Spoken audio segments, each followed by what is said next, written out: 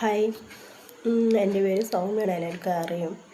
ഇപ്പോഴെന്താ പറയുന്നതെന്ന് വെച്ചാൽ, ഇസാനി എന്ന് പറഞ്ഞ കുട്ടി മിസ്സാണെന്ന് പറയണ്ടായിരുന്നു. ഞാനും ഇവിടെ ഒരു ഇടക്കിടെ അപ്പോഴായി സമയമാണ് ഇങ്ങനെ പറഞ്ഞത്. എൻ്റെ പേര് സൗമ്യയാണ്.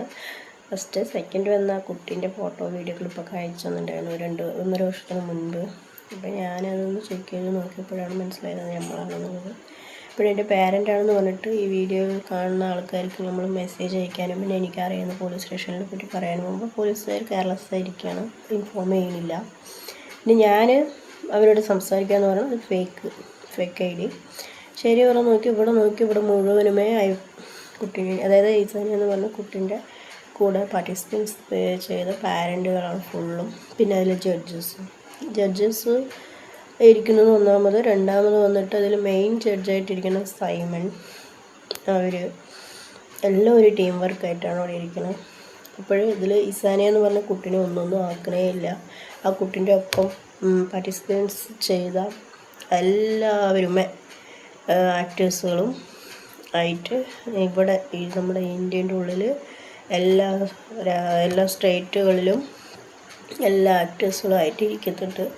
അതുമാതിരി പുറത്തുള്ള കൺട്രികളിലും പോകുന്നുണ്ട്, വരുന്നുണ്ട്. ഇവിടെ ഇസാനിയ എന്ന് പറഞ്ഞ കുട്ടിക്കും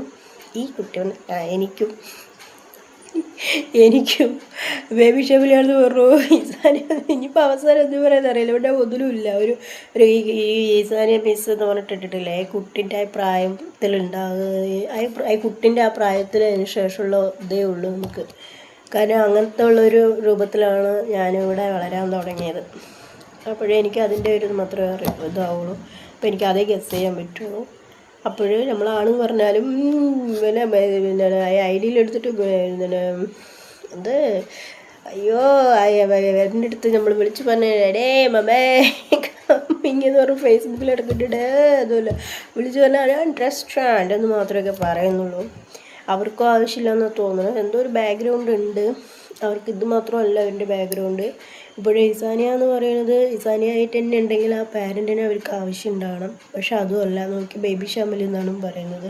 അങ്ങനെ പല ഇതും പറയുകയാണ്. അപ്പോൾ ആർക്കും ഏത് വിധത്തിലും കണക്റ്റ് ഇല്ലാത്ത ആൾക്കാരാണ് എൻ്റെ അടുത്ത് സംസാരിച്ചിരിക്കുന്നത് എന്നുള്ളതാണ് ഇതിൽ അറിയുന്നത്. കാരണം ഈ കുട്ടി മിസ്സായി എന്നുള്ള കുട്ടികളുടെ പാരൻറ്റിനെ അറിയിക്കുമ്പോൾ ആ പാരൻറ്റിനോ റെസ്പോൺസിബിലിറ്റി. അതുമാതിരി അതിൽ പാർട്ടിസിപ്പൻസ് ചെയ്ത എല്ലാ പാരൻസും ഇവിടെ തന്നെ ഉണ്ട്. ടോട്ടൽ കൺഫ്യൂസ് കളയുന്ന ആൾക്കാരാണ്. മെയിൻ സൈമൻ, അതിൽ കൂട്ടായ്മയുണ്ട്, പോലീസ് കൂട്ടായ്മയുണ്ട്, അങ്ങനെ പലതും ഉണ്ട്. ടെൻഷനാണ്, വെയിറ്റിംഗ് ആണ്. ഐ എം വെയിറ്റിംഗ് എന്ന് പറയുന്നത് നമ്മൾ വെയിറ്റിംഗ് ആണ്.